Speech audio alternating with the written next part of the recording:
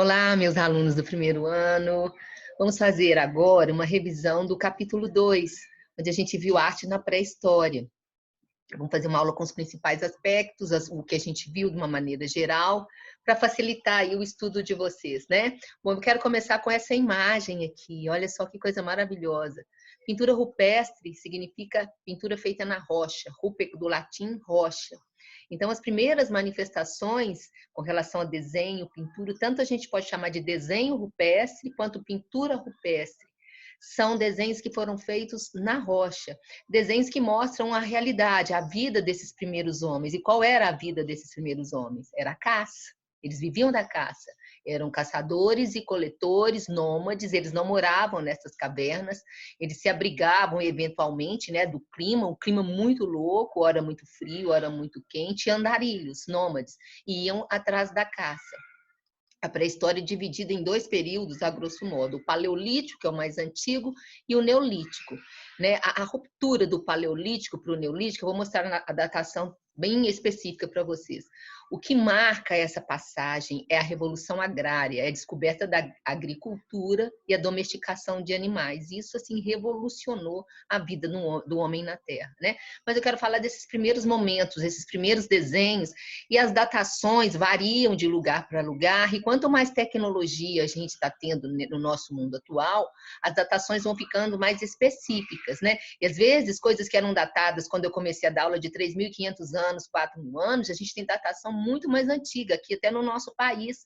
Foram feitas datações da pré-história brasileira que indicam vestígios do homem aqui na América, especificamente no Brasil, há mais de 30.000 anos atrás. É uma polêmica que a gente estudou e a gente vai revisar aqui também.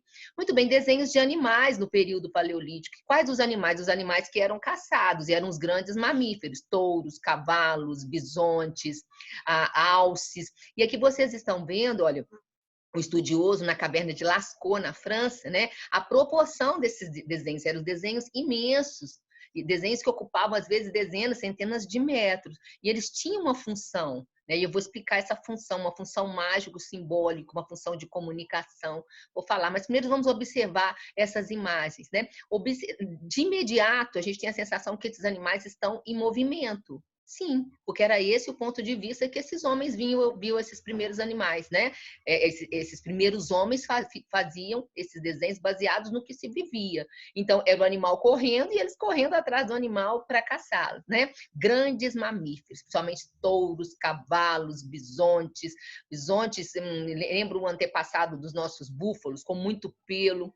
O mamute também, desculpe, um elefante peludo com grandes presas, também já extinto. Foi até achado um mamute congelado na Sibéria. Eles estavam pensando em fazer uma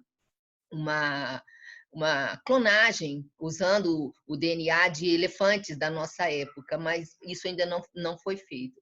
Muito bem, vamos observar os desenhos. Qual a tinta que foi usada? Nos primeiros desenhos ou pinturas, a gente vê os corantes minerais que eram aglutinados como gordura de animal. Então, terra colorida. E as pinturas têm cores de terra: amarelo, preto, vermelho, branco. O branco vinha do caulim, o preto vinha do carvão mineral, uma pedra preta, o vermelho vinha do óxido de manganês, né? Então as pinturas têm essas cores terrosas, né? E elas, em muitos lugares, elas são brilhantes, elas parecem terem sido feitas ontem. E vocês podem perguntar, mas como que pinturas do período paleolítico, tão antigas, às vezes mais de 30.000 anos, e elas continuam brilhantes, como, né, bem conservadas? Então acontece um fenômeno geológico que poucos livros citam. Essas cavernas foram feitos esses desenhos, e esses homens andarilhos partiram para regiões mais quentes, e muitas dessas cavernas ficaram numa determinada região com muito frio. Muitas dessas cavernas ficaram soterradas por camadas de gelo, né? Ausência de oxigênio, escuridão, baixas temperaturas. E quanto tempo durou essa era glacial, essa essas cavernas fechadas. No degelo, começou então, tanto do lado de fora quanto do lado principalmente do lado de fora, né, nossa caverna coberta de gelo, essa água começa a derreter, tanto do lado de fora, com infiltrações do lado de dentro. Quem já entrou numa caverna sabe que tem infiltração de água nas rochas, a água passa pelas rochas também. E junto com essa água que vinha lá de cima do degelo, vinham partículas pequenininhas, microscópicas, de uma areiazinha transparente chamada silício. Então, ao longo desses anos de degelo, o silício foi sendo depositado, molécula por molécula, em cima dessas pinturas. Então, a natureza selou, foi um acidente geológico, né? A natureza selou esses desenhos com essa camada transparente de silício. Então, em muitas cavernas, os desenhos ainda são brilhantes, né? Por conta dessa camada de verniz de silício. Vamos ver mais algumas imagens. Olha só, essa aqui ficou mais pertinho da mesma imagem. Vocês podem ver que tem uma sobreposição de animais, cavalos, touros, aqui cervos também, alces, e todos com essa sensação de movimento. Muitas vezes, um atrás do outro.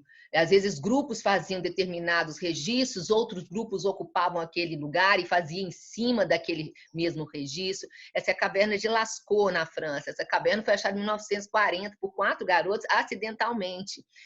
Depois chamaram o professor, e é uma caverna atualmente fechada, mas ficou muito tempo aberta para turistas. É grande, mas você pode fazer, no final dessa aula, tem um link que você pode fazer uma visita virtual pela caverna de Lascaux. Ela foi toda mapeada, a mudança climática, os turistas, a própria trepidação dos passos dos turistas, a respiração, a mudança de ar na Terra, estava fazendo com que essas pinturas de tantos anos começassem a ter alguma alteração. Então, o pessoal da França, né, muito precavido, os estudiosos resolveram, então, preservar o seu patrimônio. Fizeram todo o mapeamento da caverna, você pode visitar lá online, mas entrar na caverna só com autorização e só pesquisadores também. Muito bem. Olha só, e os locais de difícil acesso. Aqui você está vendo um corredor, como se você olhasse, né, para o teto.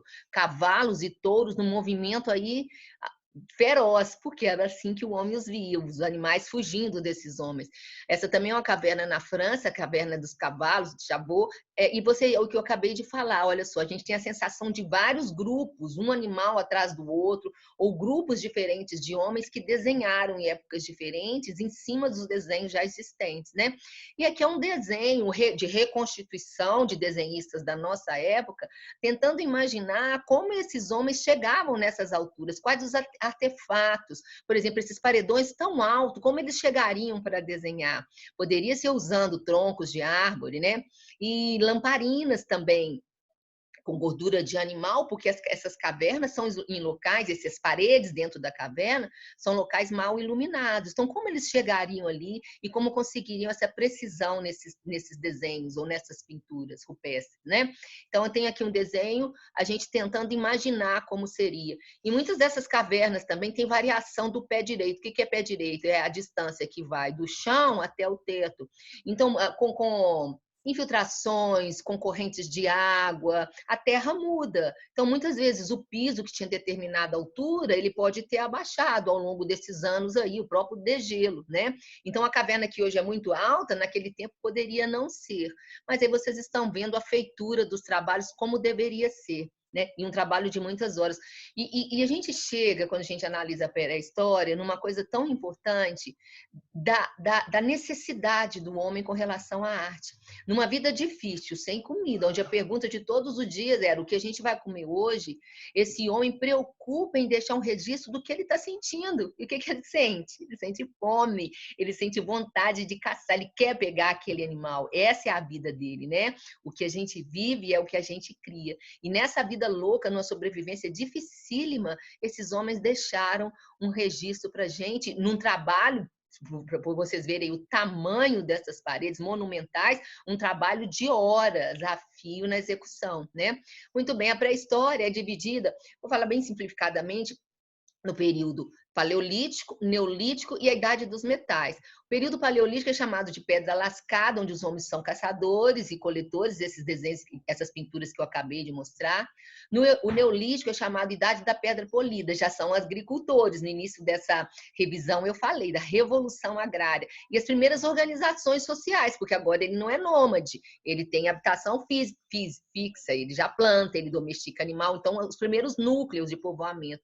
E a Idade dos Metais, quando o homem também faz uma grande descoberta, uma grande sacada, que é a fundição de metais, pontas de lança, flechas, facas, ferramentas, né? E essa capacidade de fazer ferramentas, gente, isso é o que nos distanciou também dos animais, né? Essa capacidade, olha, o meu cérebro dando a informação e essa coordenação motora, o nosso desenvolvimento cerebral, né? O nosso cérebro em evolução, desde os primeiros hominídeos, e essa capacidade. Isso é tecnologia, você poder fazer ferramenta.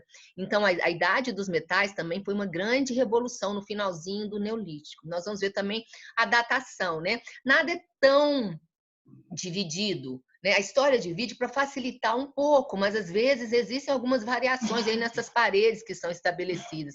Por exemplo, olha só, o Paleolítico, ele é estabelecido de 5 milhões de anos antes de Cristo, até 10 mil anos antes de Cristo. É um período longo, que vai lá do surgimento dos australopitecos, que eram pequenos espécies, entre aspas, de macaquinhos, mas que já andavam com as duas pernas, as pernas traseiras apoiadas e as dianteiras, eles andavam só com duas pernas e não com as quatro, como os chimpanzés andam.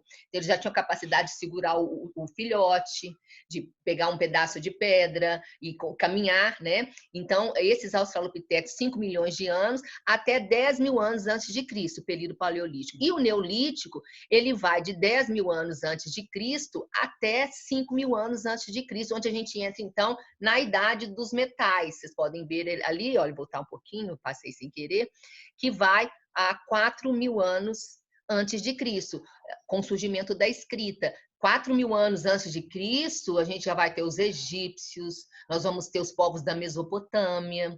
Então, as primeiras civilizações, né? E tem tudo a ver com esse desenvolvimento da grafia, o desenho, essa evolução do desenho. Vocês vão ver do Paleolítico para o Neolítico e a Idade dos Metais. Muitos desses desenhos, gente, olha, eu vou mostrar, falar mostrando, tem uma função mágico-simbólica. O que seria isso? Olha só, muitos desenhos, como esse cavalo que vocês estão vendo, ele tem uma lança, tem uma flecha que passa pelo corpo dele. Ele é alvejado. Então, a vontade desse homem de caçar esse animal, não é? Mas observe que mesmo flechado, ele corre com toda a vitalidade, né? Duas coisas. Primeiro, como era difícil matar um animal, né? Só com pedaços de pau ou pedra, daí a necessidade de viver em grupo. E depois tem uma escritora que eu gosto muito, já falecida, chamada Fay Goldstrauer, que ela diz que a atitude desses primeiros homens do período paleolítico diante da natureza, quando eles fazem esses animais flechados, mas com essa vitalidade, você vê que ele está alvejado, mas é que ele continua lutando. Ela diz que seria uma atitude de reverência desses primeiros homens diante da natureza, um extremo respeito. E o homem também não tinha essa sensação que a gente tem hoje de dominar tudo. Ele era insignificante. Ele não era só o caçador, ele era, da maior parte das vezes, também a caça. Então, respeito, insignificância. E muitas vezes a figura humana, ela aparece perto dos animais, mas representada de maneira bem pequenininha, vocês vão ver aqui na frente, né? Geralmente, o tema do período paleolítico são os animais. A figura humana começa a aparecer mais no período neolítico, quando o homem se torna agricultor. Mas quando a figura humana aparece nesse período do homem caçador, o homem se desenha bem pequenininho em relação ao animal. Vocês vão ver daqui a pouquinho. Isso mostra, mais uma vez, esses sentimentos que ele tem de insignificância, né? Ele se sentindo parte da natureza e não dono dele, como a gente vê hoje, os safaris que ainda existem na África hoje, né? Pessoas ricas que sobem em carros potentes com armas, com mira laser e fazem competição para ver quem mata mais elefante. né? Uma tristeza o que a gente fez e faz com o planeta da gente. Olha aqui, a mesma coisa esse touro, né? Ele tem toda a vitalidade, mas ele está alvejado. Eu li uma vez um artigo comparando também essa coisa do animal ferido com algumas práticas que são usadas por grupos primitivos, por exemplo, alguns grupos na África têm um ritual chamado voodoo. Eles fazem um boneco de palha ou de tecido ou de pedra que representa o inimigo que está lá do outro lado. Então, naquele objeto, naquela figura que representa o inimigo, eles colocam espinho, eles partem, eles tiram a cabeça. Então, ofendendo a forma que representa o inimigo, eles estariam representando o inimigo. Então, o artigo fazia mais ou menos uma ponte, que flechando, alvejando o animal, né? O homem diria, vou pegar, é meu, né? Vou caçar. Então, é isso. Muito bem, novamente aqui, olha só, esse bisonte tem uma lança tão grande dentro, passando pelo corpo dele, que os intestinos saem, mas mesmo assim ele é todo cheio de vitalidade, ó, idem para esse aqui. Então, vocês já entenderam, né? E no período paleolítico, muito pouco a figura humana aparece. Aqui uma ilustração que eu trouxe para vocês, foi achado, como eu disse para vocês, um mamute muito bem conservado no Ártico. E nesse mamute tinha marca de flechas, como se ele tivesse sido caçado, provando que esses homens também viviam em regiões inóspitas, né? Onde o clima, às vezes, era bem severo, temperaturas baixas. Então, mostrando que esses nossos antepassados lutaram muito, né, gente? Quanta coisa antes da gente eles tiveram que conquistar. E as ferramentas do Paleolítico, as ferramentas feitas com pedras, né? Pedras que eram lascadas. O mineral que foi mais usado foi o sílex. Eles batiam uma pedra na outra e nessas aparas, vocês podem ver aqui, ó, a pedra é extremamente cortante. Então, facas, raspadores, pontas de lança, arpões, flechas, né? Muito bem. E aqui vocês estão vendo pontas de ferramentas, de lança ou de flechas, feita com sílex, esse mineral, essa pedra tão bonita, né? Ponteado. E essa forma, eles iam batendo e tirando essas lasquinhas da pedra. Por isso que fala idade da pedra lascada. Mais uma coleção aí de armas e adereços usados nesse período, olha só. Pontas de lança, pontas de flecha, machado, raspadores. E aí os desenhos, né, para vocês entenderem melhor. Muito bem, ferramentas com ossos também foram usadas como anzol. Olha que interessante, né? Vocês podem ver aqui um cervo, né, sendo caçado, e os homens são desenhados bem pequenininhos, né? Como se esse cervo aqui fosse imenso. É o que eu falei para vocês, essa insignificância. O homem ele não se sente dono da natureza. No pouco que ele se desenha, ele erra a proporção. A gente, perto de um cervo desse aqui, eu acho que a gente estaria mais ou menos aqui, né? Da setinha daqui até aqui. E não tão pequenininhos aqui como uma espécie de ratinhos, né? Então, essa proporção incorreta e mostrando o que a gente vive é o que a gente cria. Foram achadas também, nesse período, muitas estatuetas que foram batizadas de Vênus. Essa aí é a famosa Vênus de Willendorf. Ela tem 11,1 centímetro, um pouquinho mais que 11 centímetros. Ela é bem pequenininha e foi achada na região de Willendorf. E ela corresponde a uma mulher, vocês estão vendo, né, com as formas bem exuberantes. A datação dela, ela varia entre 22 e 24 mil anos atrás, então do período paleolítico.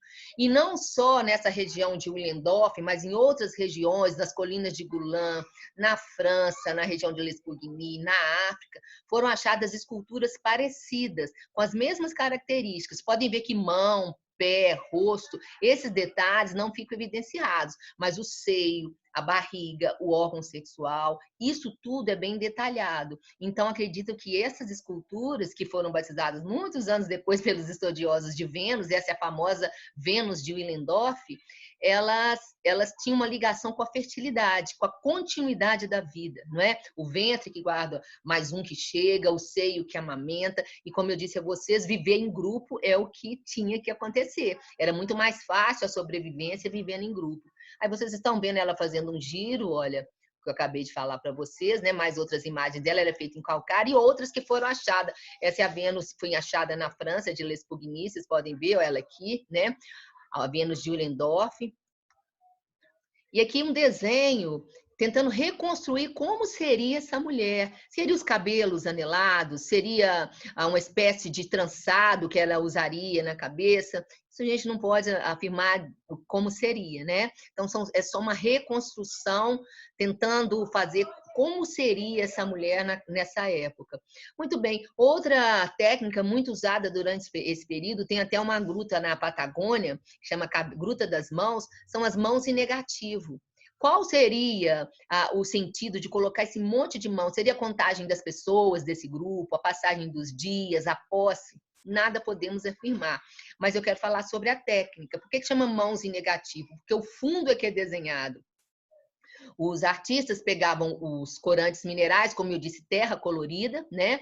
Nesse caso aí, a terra seca era colocada dentro de um caninho, um osso oco, um talinho de planta, não sei se vocês conhecem o talinho da mamona, que é oco. Então, colocavam a terra ali, na rocha passavam a gordura de animal e colocavam a sua mão. Aí vinham com esse caninho e sopravam. Quando eles sopram, onde não está a mão, o pozinho pega e quando tira a mão, então, olha só, aqui eles jogaram o caulim, né? Aqui já jogaram o carvão mineral. Então, o fundo é que era trabalhado, por isso que fala mãos em negativos, né? Outra característica desse período, e é tão bonito isso, que já mostra a preocupação desses grupos com as pessoas, com as pessoas do grupo que faleciam. São os lugares de sepultamento. Acreditam que esses domes, lugar que eram colocadas pedras, olha, por incrível que pareça, isso aqui é em Anicuns, aqui perto da gente, perto de Goiânia. E esses domens eram um lugar principalmente de sepultamento dos mortos. Então, cuidado com as pessoas. Isso também já é uma definição da espécie humana, né? Essa nossa sensibilidade com as pessoas ao nosso redor.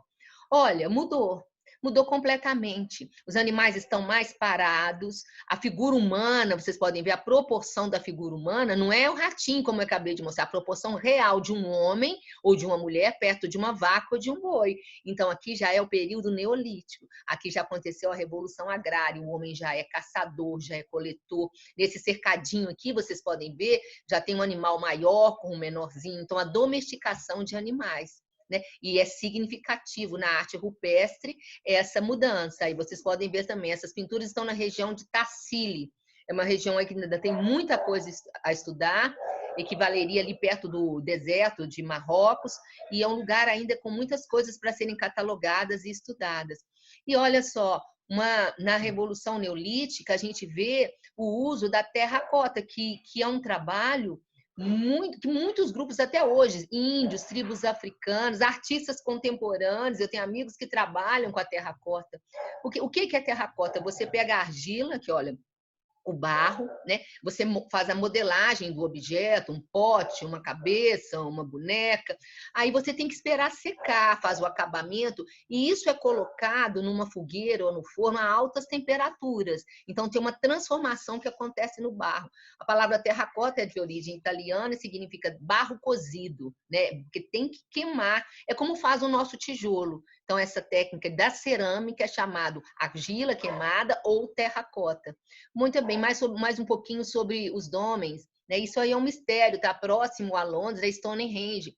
Não sabemos qual seria a função desse local imenso, com essas pedras também gigantes, tão simetricamente colocadas. Aqui uma reconstrução. É um dos lugares mais visitados na Inglaterra também, né? Desses sítios arqueológicos. Qual seria? Seria um lugar de ritual? Seria um lugar de sepultamento dos mortos? Não podemos afirmar, né? Tem muitos documentários, muitos filmes a respeito de suposições do que seria, do que aconteceria. Tem uma época do ano, no solstício, que o sol passa bem no meio, certinho dessas pedras. Tem uma ligação também com os astros, né? Queria que vocês pesquisassem mais sobre isso. No final do Neolítico, a gente vai ver uma abstração acontecendo nesses desenhos. São desenhos que aparecem, às vezes, abstratos, pontinhos. Tem um campo de futebol aqui atrás, ó, e os meninos às vezes jogam aqui à tardinha. O barulho é daí, bem aqui atrás. Muito bem. Então, a gente vai ver desenhos abstratos. Pontos, linhas, círculos, X, olha que vocês estão vendo. E nas primeiras civilizações, isso aqui vai evoluir para as primeiras escritas. A escrita cuneiforme, os hieróglifos. Né? E olha só, esse exemplar que vocês estão vendo aqui, esse X, o que significa também, a gente não pode afirmar qual a significação desses símbolos, né, abstrato. Essa pedra, gente, a região ali do Lago da Serra da Mesa, tinham muitas obras, muitos achados arqueológicos desse período, do finalzinho do Neolítico. A Universidade Federal recolheu alguma coisa antes do lago ser daquela região ser feito aquele lago artificial. Então, vocês podem ver um pouco sobre a pré-história de Goiás, essas pedras que foram retiradas nesse momento, por conta da represa lá do Lago da Serra da Mesa, e no Museu Antropológico, Museu do Homem, na Praça Universitária, ligado à Universidade Federal de Goiás. Entrada franca, quando passar toda essa quarentena, é um lugar onde tem uma exposição permanente sobre a presença do homem, o esqueleto mais antigo achado aqui em Goiás, o Homem dos Rios das Mortes. Muito bem, e a Idade dos Metais é a última fase da pré-história, que vai mais ou menos de 5.000 anos a 4.000 anos antes de Cristo, né? E a gente já vê o uso dos metais nas pontas de faca, nos machados, nas pontas de lança. Como que o homem descobre o metal? Acidentalmente, a gente acredita, né? Um pedaço de pedra com ferro ou um mineral que tenha ficado perto da fogueira, aquilo derreteu, né? A pedra conseguiu fazer a fundição e depois ficou duro novamente. Então, acidentalmente, o homem descobre que ele pode trabalhar nos metais, fazendo tanto bronze quanto ferro, principalmente com armas. Aí vocês estão vendo algumas ferramentas feitas nesse período, pontas de lança, facas. Bom, e eu vou falar um pouquinho sobre a pré-história no Brasil. O Brasil tem grandes sítios arqueológicos, ainda a serem estudados, alguns com estudos, né? E entra política, sai política, a gente vê às vezes um abandono para todos esses recursos que a gente tem com relação à cultura, né? A formação da cultura brasileira. A gente não tem ainda políticas que realmente protejam todo esse patrimônio que a gente tem. Então, eu vou falar sobre um trabalho de uma pesquisadora praticamente solitária, que ela dedicou a vida dela ao estudo da pré-história brasileira. Ela mora no Piauí, ela mora no sítio arqueológico, ela protegeu a vida inteira e estudou. O nome dela é Niede Guidon. Ela é formada pela Universidade de São Paulo e pela Universidade de Paris, Sorbonne de Paris. Ela nasceu em 1933, é uma senhora, né, mais de 80 anos, e lutou a vida inteira estudando, catalogando esses sítios arqueológicos, principalmente esse sítio em São Raimundo Nonato, na Serra da Capivara, no município chamado São Raimundo Nonato, no Piauí.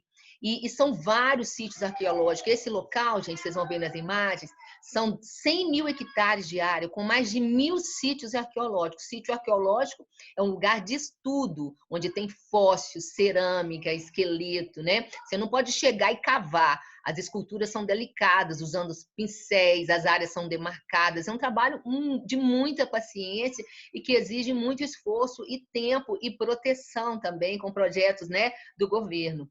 Esse sítio arqueológico é reconhecido pela Unesco como Patrimônio Cultural da Humanidade. E Niede Guidon, deixa eu ver a imagem dela aqui, olha, aqui tem ela, tá vendo? Olha, ela defende que o homem na América chegou aqui há muito mais tempo do que a gente tem catalogado nos nossos livros, né? Ela acha que entre 70 e 40 mil anos, esse homem já estava aqui na América. E isso vai mexer naquela teoria de povoamento, onde o homem na América chega primeiro lá na América do Norte e vem descendo para a América do Sul. Ela desbanca essa teoria e eu vou explicar por quê também. E às vezes, essa pesquisadora, uma senhora já, ela fica muito chateada, né? Porque, como eu disse, entram políticas, saem políticas, às vezes não é prioridade no Brasil cuidar da nossa cultura, né? O trabalho dela, ela diz que tem sido colocado em risco, porque o descaso que ela vê, principalmente das autoridades, com o nosso patrimônio, com o patrimônio desse parque, um parque gigante, como eu disse, 100.000 hectares, com mais de 1.000 sítios arqueológicos. E os nossos livros de arte brasileira e de história também falam tão pouco desse patrimônio que a gente tem, né? Muito bem. Olha, vou mostrar as imagens para vocês verem um pouquinho. Olha, sobre ela, né? Já falei, arqueóloga brasileira, a formação dela, há provas do homem aqui, e em pronunciamentos mais recentes, eu tenho aqui uma fala dela, eu estava escutando um programa do rádio, onde ela disse, entre aspas, ela fala assim: não tenho a menor dúvida que o homem já estava aqui há 100.000 anos. Aqui ela fala no sul da América, especificamente no Brasil, no sítio que ela estuda hoje, que é um município do Piauí. Né? E é um símbolo de luta pela nossa história e por esse parque também. Aí vocês estão vendo ela, é uma senhora, né? Mais de 80 anos, e é um lugar muito rico, tanto de esqueletos, quanto de cerâmica de terracota e principalmente de pintura rupestre. Olha que bonito. Isso aí é um lugar lá, um dos sítios, desses sítios arqueológicos, chama Sítio da Pedra Furada, por causa dessa formação. Tem aeroporto, a última notícia que eu tive de lá, o aeroporto não estava funcionando, iam pessoas do mundo inteiro para estudar e visitar também, né? Mas assim, nesse programa de rádio que eu vi até pela internet, ela estava queixando do abandono, ela estava praticamente sozinho, as guaridas do parque sem vigias, né? E sem recursos para continuar o trabalho dela. Olha, é uma área imensa, vocês estão vendo como a estrutura organizada, passarelas que os estudiosos, e é aberto, uma parte disso aí é aberto ao público, e é isso que mantém. Ela funda também um museu aí anexo, chama Museu do Homem Americano. Vocês estão vendo ela dando uma entrevista, sítio arqueológico de São Raimundo Nonato. Olha só, e os animais que existiam aqui, capivaras, cutias, esses animais são registrados de uma maneira, se vocês, deixa eu ver se está o primeiro desenho lá que eu mostrei, a primeira imagem, ver se está aqui. Olha só, isso é uma pintura rupestre de lá. Eu vou deixar vocês responderem de que período seria? Do período paleolítico ou do neolítico? Pensa um pouquinho. Olha só, é uma capivara, né? Vocês estão vendo aí uma anta, mas olha a proporção dos homens. Os homens estão bem pequenos em relação ao animal. Então, certamente do período paleolítico, né? Essa insignificância do homem diante da proporção do animal. Ok? Aí, ó, já estão sabendo quem respondeu. Parabéns para quem respondeu. Muito bem. Aí, olha o parque, né? Uma panorâmica do parque, um lugar maravilhoso. Recomendo todos vocês a visitarem um dia tudo isso que a gente conversa nas nossas aulas, tanta coisa no nosso país, né? Tanta coisa linda, a nossa história, a nossa cultura, a formação do povo brasileiro, né? Muito bem, aí ela falando que ela não tem a menor dúvida, que ela acha que o homem já estava aqui há mais de 50 mil anos. Olha só, a teoria americana tem uma teoria desenvolvida que ela desbanca essa teoria. A datação nos Estados Unidos, deixa eu achar aqui para vocês direitinho, quer ver? Eu até anotei aqui, olha. Nos anos 50, eles achavam, então, que o homem tinha chegado na América vindo da Sibéria, passando aqui pelo Alasca. Então, é essa teoria que predominava até um tempo. Então, ele vem aqui, os primeiros, né, hominídeos surgem aqui na África, passam pela Ásia, o Estreito de Bering era uma espécie de caminho de gelo, ele não existe mais, ou não tem essa ligação mais entre a Ásia e o continente europeu, e o continente americano. Então, esse homem passava por aqui. A primeira teoria de povoamento é essa. E na datação que foi feita, foi vendo carbono 14, há uns 3 anos atrás, do material de São Raimundo Nonato. Foi feito até nos Estados Unidos. E essa datação deu coisas de mais de 30 mil anos. Os americanos não concordaram muito e iam reavaliar esses testes. Então, a teoria também é que esses homens vieram por aqui, já eram navegadores, né, há muito tempo. Deixa eu voltar aqui. E passaram por esse conjunto de ilhas, gerações, né, gente? Pela Polinésia, tem indícios na Polinésia que esse homem teria atravessado aqui pelo mar e chegado também na América do Sul antes de terem chegado aqui. Então, assim, são estudos ainda em evolução que precisam ser comprovados. Mas a datação de São Raimundo Nonato já marcou isso para a gente, né? Essas descobertas foram descobertas, indícios na Indonésia, que esse homem já navegava desde o Homo erectus, que ele já fazia embarcações e conseguia navegar. Então, desbravando não só a pé esses continentes, esses territórios grandes, mas também por mar. Um pouquinho de Estreito de Bering, que eu falei para vocês, e alguns esqueletos que foram achados, e utensílios, urnas funerárias, olha, uma urna de terracota, uma espécie de vaso bem grande, onde o cadáver ficava ali de cócoras e todos os seus pertences. Olha, tá vendo? Já tinha uma preocupação esses primeiros homens com os seus mortos. Faziam uma espécie de urna, um pote bem grande de terracota, que vocês já sabem o que é, e esse pote ficava o morto ali com os seus pertences. O Museu do Americano é anexo, olha, a esse parque. Então, as pessoas visitam o parque, visitam, mas como eu disse na última reportagem, isso tudo estava fechado. Olha, tem uma certa estrutura isso aí. Outra manifestação da pré-história no Brasil são sambaquis. Sambaquis, gente, vocês estão vendo essas montanhas aí? Isso aí não foi feito para a natureza, foi feito pelos homens, grupos que habitavam o litoral. São imensas montanhas feitas de conchas, ossos, restos de mariscos. Qual era a função de um sambaqui? Os historiadores também não conseguem chegar num acordo. Seria demarcação de território? Seria o lugar de enterrar os mortos? Seria um lixão? Acontecem sambaquis no Espírito Santo, na região de Santa Catarina, sempre no litoral brasileiro, né? E é uma datação bem antiga. Sambaqui, esse nome foi dado pelos índios depois, né? Amontoado de marmita, amontoado de marisco. E lembra realmente também uma tampa, né? Então, são formações feitas pelo homem. E aqui eu trouxe para vocês, olha, essa última fase, como eu expliquei, esses desenhos geométricos que aparecem na arte da pré-história, no final do Neolítico. A gente tem na Bahia esses desenhos que aparecem, são esses motivos geométricos, como eu disse a vocês, em muitas civilizações, isso vai desaguar nas primeiras escritas, né? Estreito de Bering, que eu já expliquei. Outra curiosidade sobre pré-história do Brasil, gente, é um povo que viveu, olha, entre 700 e 1400 anos depois de Cristo. Quando chegam aqui os portugueses, esse povo não existia mais. Eles ocupavam ali onde era a ilha de Marajó, é a civilização marajoara. E tem pesquisadores, professores do Sul e de outros países também que acham que esse povo era muito inteligente e já tinha uma espécie de escrita. Vocês estão vendo aqui, olha, foram catalogados na sua cerâmica alguns signos que são repetidos. Então, estão sendo estudados não só a PUC do Rio Grande do Sul, mas também uma pesquisadora norte-americana, tentando entender esses signos ou tentando decifrar se seria realmente uma espécie de escrita. É chamado também cerâmica marajoara. Outra manifestação também deixada nessa época são os muiraquitãs. Os muiraquitãs têm algumas tribos que ainda fazem. Estaria ligado também esses muiraquitãs à lenda das Amazonas.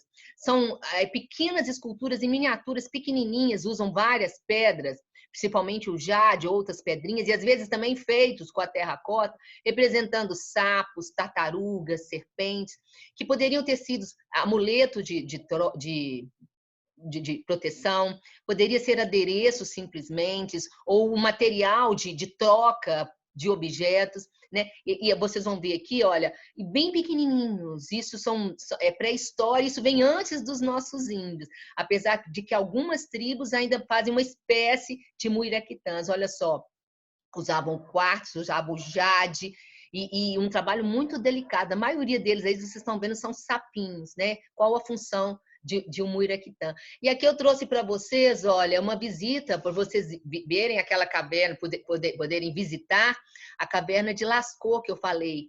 Vocês observarem com calma os corredores, fazer um circuito, é uma visita virtual, sentadinho aí ou pelo celular, você pode ver essa caverna. Muito bem, gente, terminamos aqui, foi só uma revisão. Eu acho que tudo isso pode ser ampliado. Para a história no Brasil tem muita coisa para ser estudado, né? O descaso das nossas autoridades com a nossa cultura, com a arte em geral.